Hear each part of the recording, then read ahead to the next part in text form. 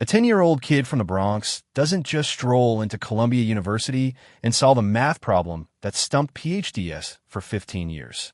Does he? That's what Professor Richard Whitmore believed. Or at least, that's what he wanted everyone to believe as he stood in front of a packed auditorium, basking in his own importance. He was Columbia's math superstar brownstone on the Upper West Side, summer house in the Hamptons, and a reputation for being brilliant, impossible, and, yeah, arrogant as hell. But arrogance has a way of running into trouble when genius shows up from the wrong zip code. 15 years ago, Whitmore put forth a math conjecture so brutal the Clay Institute compared it to the Millennium Problems. Nobody could solve it. Not its finest. Not visiting professors. Not even the dozens of eager grad students he dismissed over the years. Still, he dangled a $500, 000 prize, then upped it to a cool million, knowing, in his heart, no one would ever collect. Not unless, as he put it, they had the right pedigree. According to Whitmore, genius required cultivation, proper breeding, and let's be real, a certain kind of background. Every time he said that, professors from less prestigious places and international students shifted in their seats, stung by the implication. Meanwhile, across the Harlem River in a tiny apartment, Marcus Johnson sat cross-legged on the carpet, surrounded by dollar store notebooks and library books stacked so high they looked ready to topple. His grandmother, Gloria, a Columbia janitor, watched him work equations most fifth graders had never even heard of. Marcus didn't care about pedigree or reputation. He just loved math. He'd sneak peeks at the Columbia Math Building when Gloria cleaned, memorize book titles, hunt them down at the public library, and copy out proofs for fun. He wasn't supposed to want anything from that world. But Marcus couldn't help himself. Math, to him, was beautiful prime numbers like the secret DNA of the universe. Equations that danced in his mind. When M.S. Williams, his teacher, noticed Marcus was blowing through extra credit calculus while his classmates still wrangled with long division. She tried to open doors for him, a spot in a gifted program, an account on the Art of Problem-Solving forum, even secondhand textbooks from her college days. Just be careful, she told him. Not everyone will believe a 10-year-old from the projects can do this kind of work. It wasn't just about being a kid. It was about being this kid, from this neighborhood, with that background. Even Gloria heard the whispers at Columbia comments about those people, about maintaining standards. She worked her fingers raw, but she made sure Marcus always had fresh notebooks and never went hungry, even if it meant taking the night shift. One December night, with no babysitter, Gloria had no choice but to bring Marcus with her to work.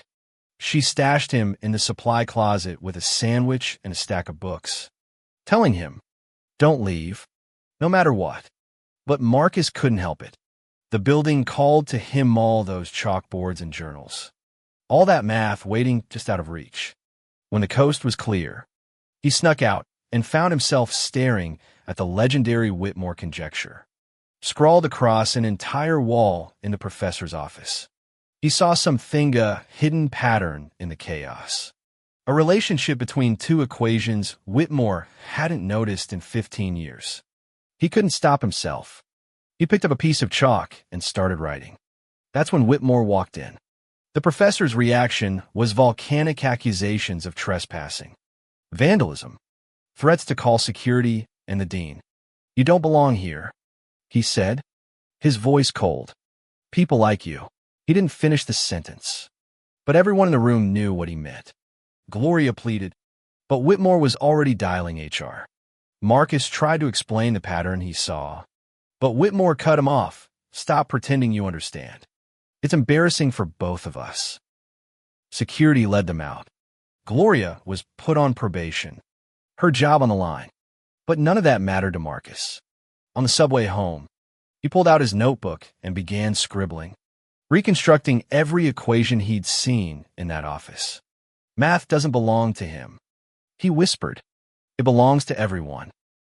The next days and weeks were a blur of obsession.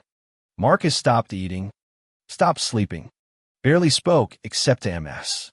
Williams or his grandma. With help from MS. Williams, and later a PhD candidate named David Chun. Marcus worked out a solution rigorous, elegant, and built on insights nobody else had seen because they weren't looking from where he stood. David and MS. Williams knew what they were seeing. They fast-tracked the proof to Professor Kumar at Princeton, who sent it out for peer review. The verdict, not just correct, but revolutionary. Marcus Johnson, age 10, had solved the impossible. News traveled fast. At Columbia's symposium where Whitmore had planned to announce the prize in Creasy was instead confronted by an email from Kumar. The Whitmore conjecture has been solved. He couldn't believe it, especially not when he saw the author's name. M. Johnson, with help from D. Chun, the Clay Institute, the press. The math world all went wild. Whitmore tried everything to stop it. He seized Marcus's notebook, fired Gloria, accused them of theft, even tried to get them evicted. But it was too late. The proof was out, verified, and praised by none other than Terence Tao, the world's most respected living mathematician. At the official review, Tao shut Whitmore down. Marcus has done something revolutionary. Age is irrelevant to genius. The story hit the front page. Gloria was rehired with a promotion.